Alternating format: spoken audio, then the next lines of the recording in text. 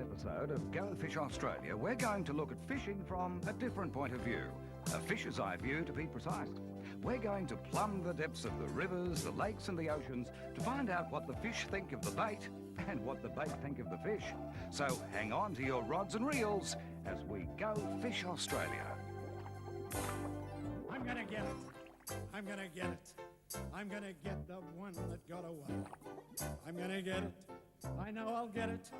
This time I won't let it get away. It was this big. How big? This big. Well, big enough to make me want to say, I'm gonna get it. You can bet it. If it takes until my dying day. I hate it, I'll bait it, I'll hook it, I'll cook it, I'll damn you fish, I'm gonna nail ya! No fish is gonna prove me a failure. I'm gonna go fish Australia for the one that got away.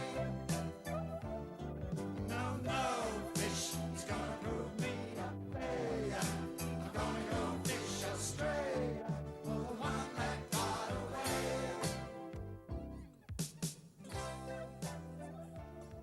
The most fascinating thing about fishing is that once your bait gets into the water, who knows?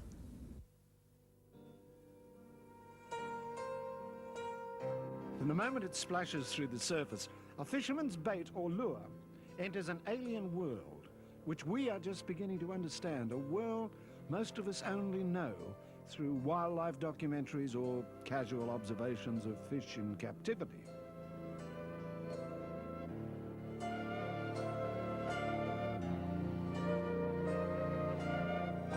Fish are incredibly well adapted to their environment. Some, for example, can detect minute changes in the temperature of the water, changes as small as a fraction of a degree. Others can detect minuscule electrical impulses caused by the movements of nearby fish or the vibration of a body moving through the water. There are also species of fish which have outstanding nighttime and low light vision. You see, fish have survived for hundreds of millions of years, so they're not about to be tricked into taking a bait as easily as you might think.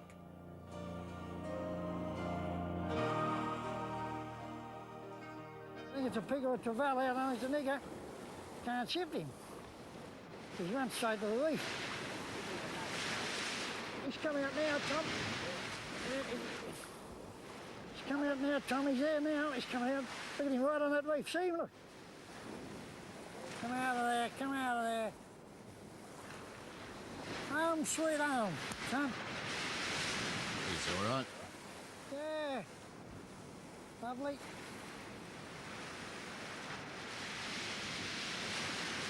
You gotta see who's the smartest, two of them. They out with you or you out with them. Yeah, you can see the fly in his jaw, can't you, Rob? Yeah, right in the roof of his mouth. Look at his eyes. Yeah, Well, big fish too, look at him. I guess if the way to a man's heart is through his stomach, the same thing can be said for a trout. If you can turn them upside down, they won't move. Now, once they hold like that, you can hold them for a long time. I learnt that from tuna fishing. Beautiful fish, isn't he? Look at the fly, right up in the roof of the mouth. That's where you want it. Oh yeah, look where he's just been eating stick caddis. Look at the stick caddis there. Yeah. Size 16 cocky bondo tripped him up with that high wind. Whilst it's true that most fishermen reject the idea of fish having any intellect, it seems to me that for a dumb animal, fish certainly have something we mere humans don't. After all, it can take a fisherman, like Mike Spry, years of experience just to learn to think like a fish. I don't think there's any reason to believe that trout are super smart or super cunning. It's just that they're super shy. The fish virtually sits in the stream most of the time, watching what's going by either overhead or beside him on the stream or on the bed of the stream. Now, if you're presenting the sort of thing that the fish is seeing going past on a regular basis, then you're in there with a better chance, I think, of enticing him to take your fly than if you're coming up with something that bears no resemblance at all to what he's feeding on at that point in time. What's that one been feeding on, Jim? Have a look. We'll have a look and see inside his... We'll see what they've been taking, hey? Inside his stomach. He took a little dry beetle, so... Be interesting to see if he's got anything dry in him at all. Here's his stomach cavity. Oh. Oh, look, he's been feeding. Look at that. Typical Bronte diet. Look at that isopod. Look, oh, he's still alive, look. Yeah. Isn't that fantastic? Oh, and there's a little water beetle there. A few caddis. So see the little white, the head of the caddis grubs there? Oh, there's a green beetle, look at that. See, he's taken one dry. The second one was his downfall. Yeah, and he took my green beetle and ended his life, unfortunately, for him. But he'll go onto the table and be good tugger. Look at that, look at the size of that. They really do. And there's a stick caddis next door to it. Yeah. In terms of flies and which fly you're using, I think it's perhaps the size, to some extent the shape, but to a much lesser extent the colour of the fly, which determines whether or not it's going to be successful. In other words, I think we probably attach far too much significance to the fly. It's the one thing that you can easily take out of your hat, take out of the fly blocks and change in the hope that you'll change the whole scenario. Fooling a fish is what fishing's all about. If you can make a fish think you're generously providing him with a free lunch, no strings attached, of course, then you've won the game. Now, the best way to do that is to offer him something familiar, something that he's used to eating, and to offer it in as natural a manner as possible. Don't know why it didn't break off then.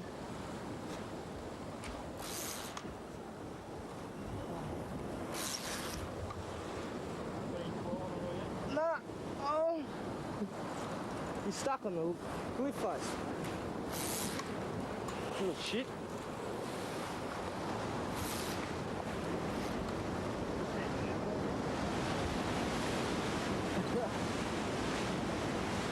That's right.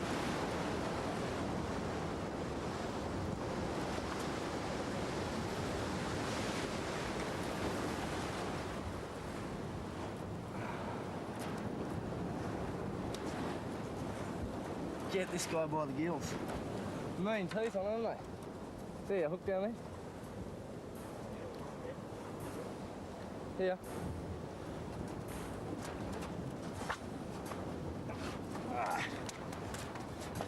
That's what they've been eating. We use that white barrel sinker, slide it up. As you can see, that white barrel is... In comparison to that, they go really far. You bring these really quick during the water, across the water. They're very similar to these. I say these stupid things sink. Down through the ages, man has persevered with improving his fishing techniques. He's studied the habits of fish, their spawning seasons, their movements. He's concocted lures and other devices that border on genius. So you would reckon that man, with all his collective experience and knowledge, would have an unfair advantage over fish.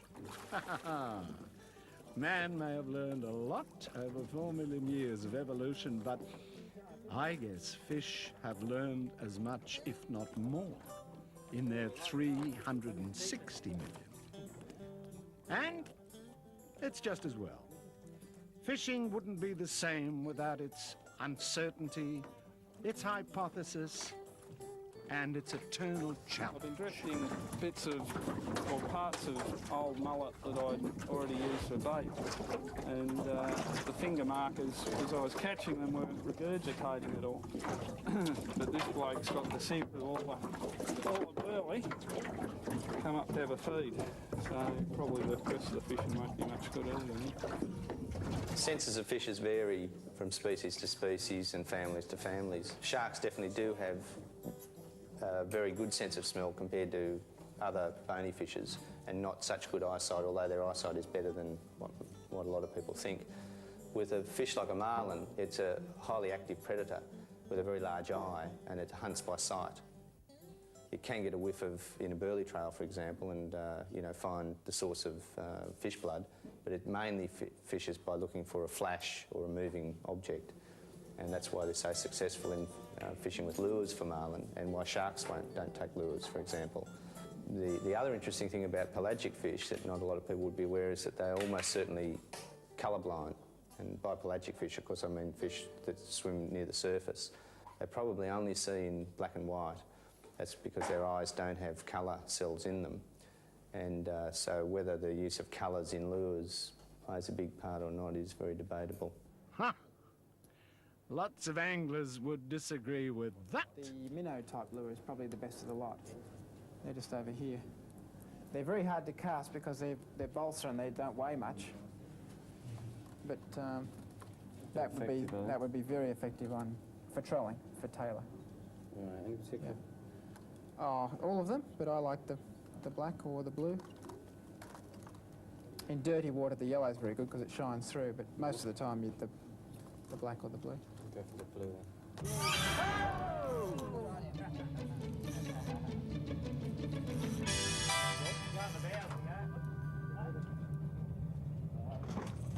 That's a nice queenie. Yeah, he's just about had it. Yeah, I think you've got him now, mate. Well, maybe fish are colourblind like the scientists reckon, maybe they're not. But while the argument rages on, this queenfish at least seems to favour a particular shade of pink lure. Great fish. Who's going to get it? Gary's got the glove.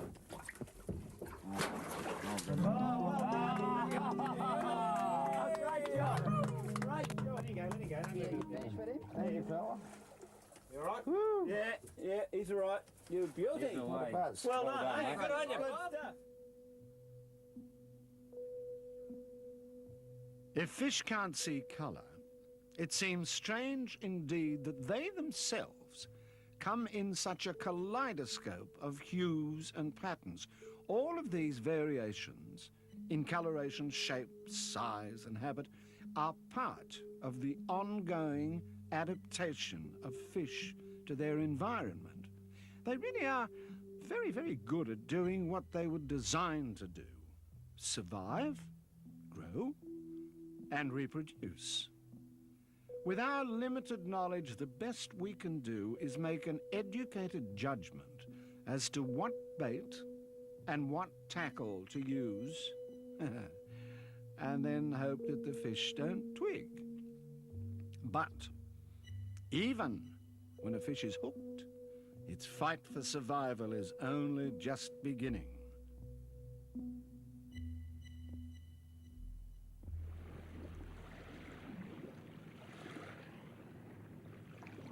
Nature has provided fish with an amazing assortment of defences that protect them out of the water as well as in it. Really give you a nice old spike.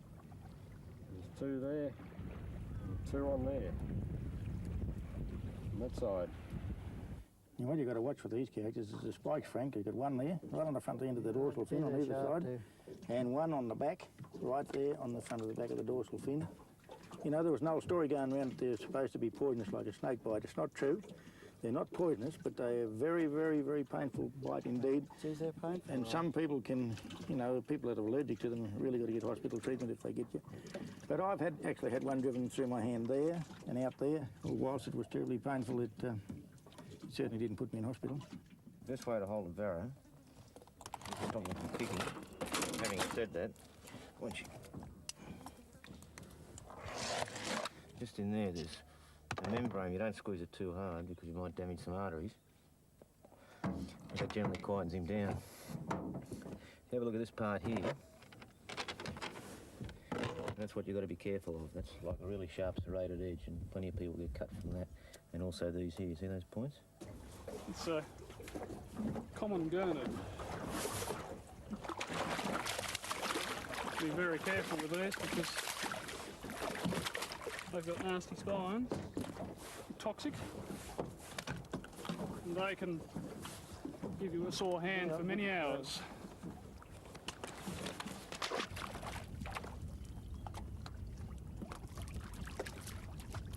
I was saying is that where there's stingrays, there's whiting because they feed mainly on the same stuff. Looks like someone's caught him before because part of his tail's nipped off. The way to get hold of these is put your thumb in their mouth and the finger in each eye, and then you can do what you like with them. They can't sting you even though they've got their full tail on when you get hold of them that way. But he's no good to anyone, so he'll live to fight another day now. A lot of the research we're doing is breaking new ground in that the biology of most of the species that are popular angling species has never been looked at, or if so, it's been looked at in a very rudimentary fashion. I guess the ultimate aim of research into the biology of fishes of recreational importance is to ensure that we understand enough about them so that in the future, whatever management regimes may come into force or into being would hopefully ensure the continuation of good populations of those sorts of species so that they could be enjoyed by anglers for many generations. 5. It's got half a kilo of dirt on it, look at it. Yeah. 7.5. It's only during the last few decades that scientists have discovered most of what they know today about fish and their mysterious liquid world. But it's not just the scientific fraternity we can thank for this new knowledge. Recreational fishermen have also played an important part in revealing the secrets of various fish species. Yes, it was. Yeah, same hole. It's not mine, no? Someone else had it in. Is that been inside that big one? Yeah. Right in Yeah, that's it. We're not just interested in kingfish this weekend, although they're the main fish caught. This is the 45th kingfish this weekend. We're also sampling the yellowfin tuna, another pelagic fish, albacore tuna, and any marlin that are caught. So far the response has been pretty good from the fishermen. They're quite happy for us to gut the fish for them, clean them. Wow, yuck! Yeah, the fish has been weighed initially, so we've got the weight of this one. This one's 7.5 kilos. We measure the fish to the length of the caudal fork. 87. Right, 87 centimetres. Next we take scale samples, which we can age the fish from. We're interested in the reproductive organs of the kingfish. From this we can stage the fish and work out just when they are maturing, when they're ready to spawn. Most of the kingfish this weekend are unripe. They're down here just to get something to eat. We're taking samples of the liver here and the heart to use for our genetic analysis. Well, the sampling that takes place at the weigh stations during tournaments is in conjunction with the tagging program. The tagging is done by amateur fishermen, and they send back cards to us, and the cards are processed here and all put onto a computer database so that if a fish is recaptured, we know where it was tagged and when it was tagged. But the samples we take from the dead fish are very important to find out about such things as their reproduction and their age and growth, in other words, how fast they grow, how old they are, when they breed, where they breed. So to do that, we take the various pieces that we took up at Port Stephens and down at Narooma and bring them back here. For example, that's a spine of a yellowfin tuna that's been cleaned up, and then sections will be taken through various parts of that spine to look for rings, like the rings on a tree. And in that way, we hope to be able to age the yellowfin tuna and say how old the fish that spine came from was. And similarly, we take the little bones out of the ear, and they have little bones that are used for balance the same way that we do. Their bones happen to be slightly larger than ours, and they have been found to be a very good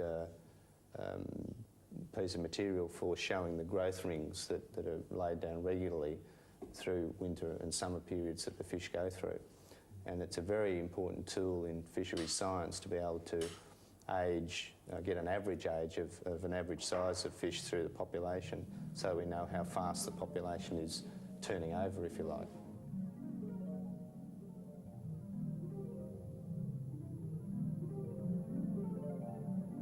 barramundi are born males. Right. They mature as males at about 4 to 5 kilo in weight.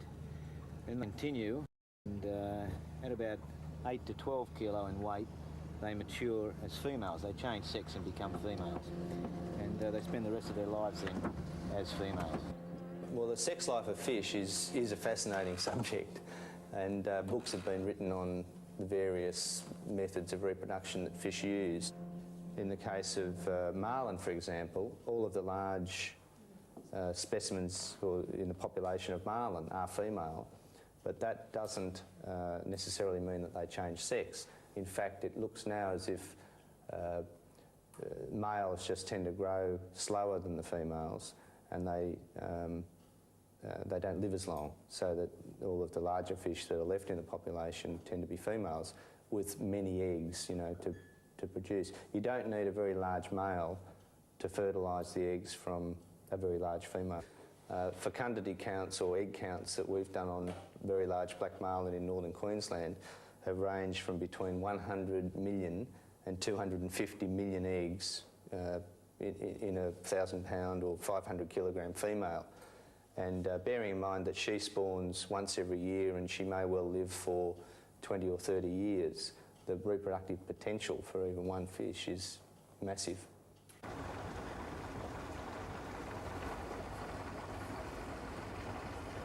Tagging programs and other research have taught us a great deal. More importantly, they've provided us with invaluable information in terms of preserving fish stocks. Without these efforts, we could easily see previously healthy fish populations seriously diminished, in some cases even pushed towards extinction. There have been some complaints about a lack of numbers, and so the federal government gave the New South Wales Division of Fisheries a grant to undertake a 3-year research program into the fisheries and biology of snapper. And we're looking at various things like the catch rate of commercial fishermen, the catch rate of the amateur fishermen, and we're also interested in the biology of snapper, in things like its age and its growth, its reproduction, its feeding and its movements. And this tagging work and the pond work here is part of the estimation of the movements and growth of snapper. Now, we do a lot of work in the wild. We tag fish with a small yellow tag with a number, release them into the wild and pay a reward for people who will return that tag fish along with the recapture information. This way we can tell where a fish has gone, how fast he has gone that distance, how much he's grown in the time since he's been in the water. Yeah, I was surprised myself to see the tag hanging out the side of it. It's rare enough to see them at all, much less catch one yourself, so I'm pretty lucky, I suppose. Right. Yeah. What do you weigh? He weighed almost 3 kilos, 2.9 kilos. We'll find out when the number of the tag goes in, how much it weighed when it was, you know, tagged originally, and find out where it was released. It might have been released in this river, it might not have, might have come from another river. It is a great thrill to get a tag back. We put a lot of effort into getting tags into fish, into the water. And in the case of marlin, for example, we only get about 1% of them recaptured. So for every 100, we only get one back. This particular tag came into us at the weigh station at Port Stephens this year. It was found on a striped marlin, a fairly small striped marlin, about 45 kilograms. It turned out that it was the first striped marlin ever tagged and recaptured in Australian waters. It had only been at liberty for about 23 days, I think, and it had been taken in the same area. But it was still important to show that that fish had not moved from that general area in that time, and also, probably more importantly, that the fish had survived the trauma of being caught on rod and reel, tagged and released again. The person who caught the fish noticed the tag in it, otherwise he was going to tag it and let it go anyway. But he saw the tag and realised it would be very useful for us and brought the fish in. It's a very important point that anglers in general that are involved, for example, with the game fish tagging program are very much conservation oriented, in recent years, and that's probably why our game fish tagging program is now the biggest of its type in the whole world. The program's only been going for about 10 years, and in the first couple of years, only several hundred fish were tagged. In the last 2 years, over 25,000 game fish have been tagged by volunteer recreational fishermen, and that type of growth is indicative of the conservation ethic of sport and game fishermen, I think, in that they are now releasing many more fish than they take. Oh, it's a barra. Sure is. Certainly, the most important lesson man has learned from all this research is that our rivers, lakes and oceans don't have a limitless supply of fish. Rather, our incredibly valuable fisheries resource is like most other natural resources, a finite one. If we expect to keep taking from nature, we also need to keep giving something back.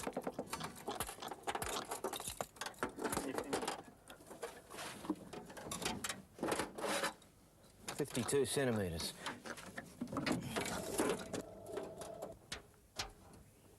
An injury. The problem with getting the barra is you've got to get it past the trevally. Oh, he's ready. He's healthy. Next time we go Fish Australia, we'll be looking at a group of sea creatures which lives in the same watery environment as fish. Collectively, they're known as invertebrates, and which are prized as bait, or as tucker. Still, I can't help thinking that he must have been a game bloke who first decided to see what they tasted like. I gotta have it. I gotta have it. So it's the end of the line. I gotta have it. Photograph it. This time I'll prove it was mine. I'm so sure, now she's positive that she's sure enough, come rain or shine. Let me at it. I'm gonna have it. If it takes until the end of time, I'll dare you, outswear you, defeat you, then eat you. Damn you, fish, I'm gonna scale you. No fish is gonna prove me a failure. I'm gonna go fish Australia for the one that got away. No fish is gonna prove me a failure. I'm gonna go fish Australia for the one that got away. No fish is gonna prove me a failure. I'm gonna go fish Australia for the one that got away. That's very good. You should be very proud. Is it dead one?